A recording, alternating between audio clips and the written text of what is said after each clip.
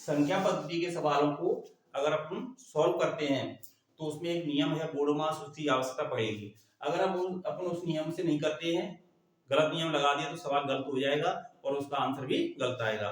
तो हम कैसे सॉल्व करेंगे उसको मैं क्रम वाइज सॉल्व करते हैं।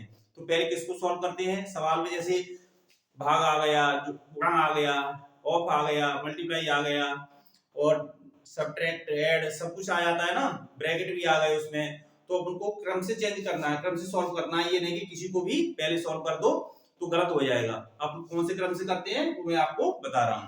तो पहले देखिए, ये है बोडोमास। बोडोमास का पहला क्या अक्षर है, ब्रैकेट। अगर सवाल में कहीं भी ब्रैकेट होता है यानी कोष्टक होता है तो पहले अपन कोष्टक खोलते हैं। क्या करते हैं, कोष्टक।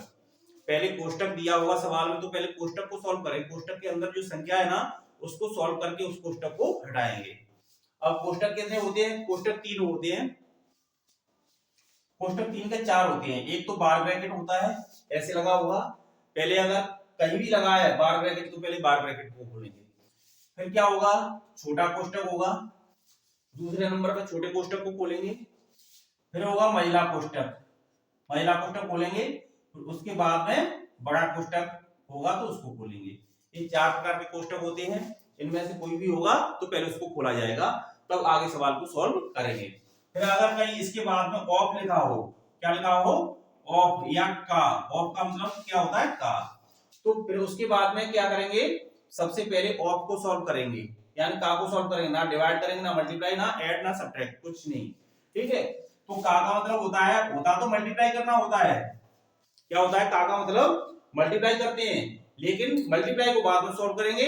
मल्टीप्लाई से पहले तो डिवाइड होगा, डिवाइड से पहले अगर कहीं ऑफ लगा है या का लगा है सवाल में तो पहले उसको सॉल्व किया जाएगा, उसका मल्टीप्लाई किया जाएगा। ठीक है, अब इसके बाद में क्या आएगा, डिवाइड यानी भाग। फिर किसको सॉल्व करेंगे, भाग को सॉल्व करेंगे। अगर सवाल में मल्टीप्लाई लगा है, भाग लगा है, डिवाइड लगा है और ऐड लगा है तो अपन पहले उसको ना तो मल्टीप्लाई करेंगे ना ऐड करेंगे। अगर अपन मल्टीप्लाई पहले कर देते हैं तो सवाल गलत हो जाएगा।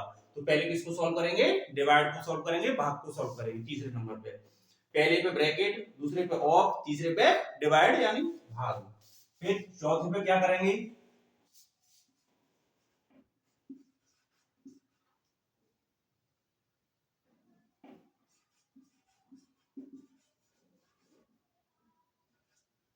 मल्टीप्लाई यानी गुणा को सॉल्व करेंगे। किसको सॉल्व करेंगे, गुणा को सॉल्व करेंगे।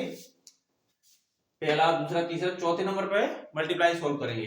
अगर किसी सवाल में मल्टीप्लाई दिया है, ऐड दिया है, सब्ट्रैक्ट दिया है तो अपन ना तो प्लस करेंगे ना घटाना करेंगे, पहले किसको सॉल्व करेंगे, मल्टीप्लाई को, गुणा को सॉल्व करेंगे।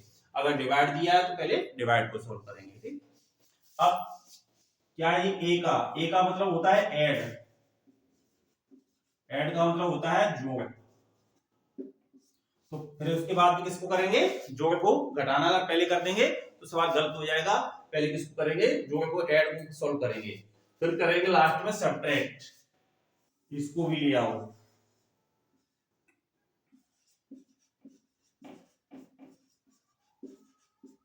यानी घटाना।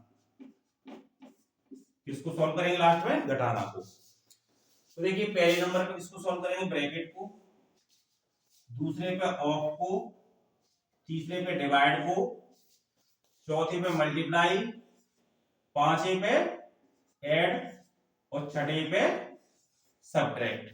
इस नियम से सवाल को करेंगे। अगर इस नियम को अपन गलत करते हैं, नियम को फॉलो नहीं करेंगे तो सवाल गलत हो जाएगा, उसका आंसर सही नहीं निकलेगा।